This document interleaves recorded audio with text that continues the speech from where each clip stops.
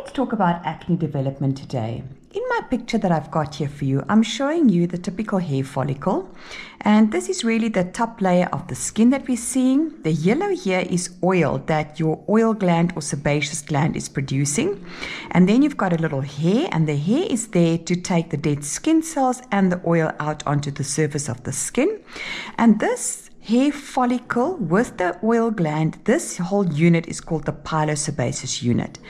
The green dots up here is a very clever natural exfoliation system of your skin.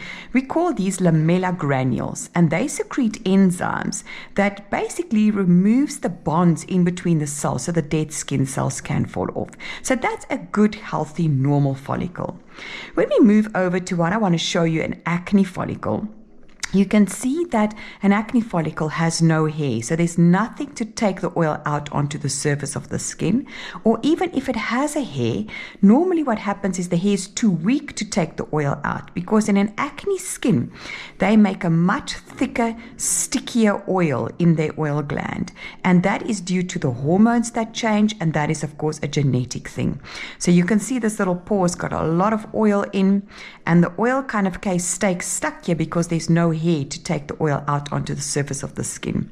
Another problem that we find with acne is that the acne skin also produces 5 times more dead skin cells. So can you see that there's so many more dead skin cells lining this follicle all the way, and again it gets stuck there, it cannot go out onto the surface of the skin.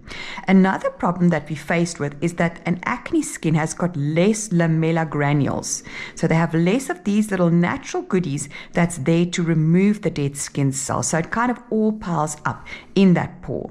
The minute we have that happening, we have what we call a blackhead formation, and the minute we have a blackhead formation at the bottom of your follicle, we all have this bacteria called Propionibacterium. And the Propionibacterium becomes very active.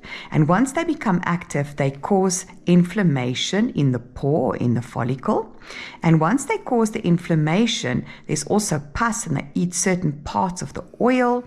They create a pustule that we know, or a pimple, or even a papule. Now this pimple, we also have the pus at the top there.